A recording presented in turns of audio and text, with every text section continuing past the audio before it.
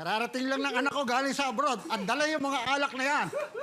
Bukod pa yung sa mga perang binigay sa akin. Ingatan mo. Baka mabagsak yan, woy. Better to lose 1,000 of woman than the single drop of wine. Ano boss? English yun, di mo alam. Hindi na tayo, dali! Alam niyo naman may 40 na paglalak. Ito! Wala talaga si boss, pa-English pa. Boss, buksan na. Ano pa hinihintay niyo? Hoy, basta. Titignan ko ngayon ang angas kaya naman ng mga to. Ngayon, nandito na ako. Posturo, yung mga yan, ang yayabang.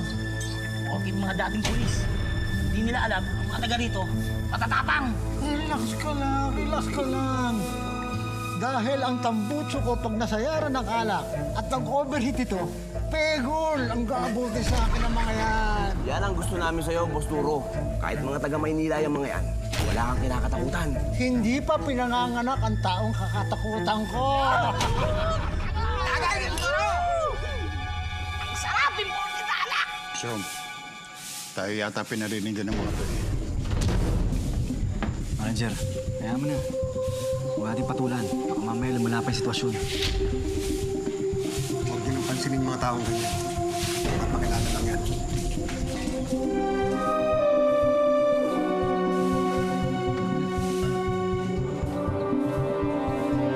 Ito lang mapulutan. Wala na, boss. Saan damakmak ang pera? Bumili ka. Ako na naman.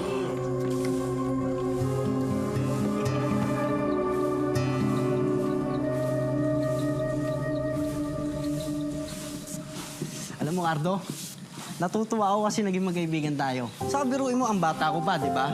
Pero ang dami ko nang natututunan tungkol sa pagiging pulis nang dahil sa'yo. Alam mo ko, sinabi ko na sa'yo, di ba? Mahirap maging pulis. Isa yung bukasyon na kinakailangan isa puso at panindigan. Pero alam mo, bilib ako sa'yo. Dahil bihira na ngayon sa mga kabataan ang gusto maging pulis. Yung gustong maglingkod sa bayan. Eh, Cardo, ibahin mo ako sa mga yun. Dahil ako, gusto kong makatulong sa bayan natin, syempre. Saka gusto kong matulungan yung mga taong inaapi. Tama yun, Makoy. Huwag kang tumulad sa ibang pulis na naligaw ng landas. Cardo, hindi mangyayari sa akin yun at pinapangako ko sa'yo. Oh, tatandaan ko yan, ha? Syempre, Cardo. Pangako. Oh, ayos na kayo dyan? Cardo, ano, pagod na? Kaya mo ba? Wala. Maning-Manila to. Batak na batak tayo sa trabaho, eh. Tapos ito lang. Carlo, hindi lang pala pag bagyo malakas ang hangin. Dito rin pala.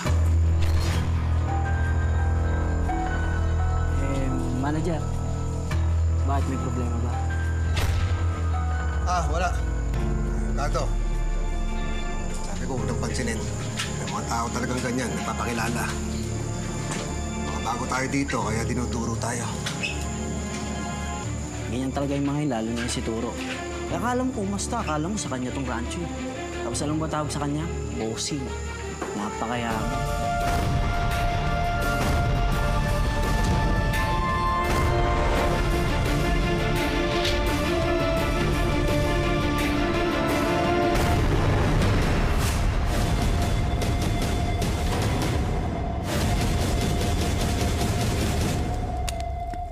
Kapag na-miss mo, pwedeng balikan.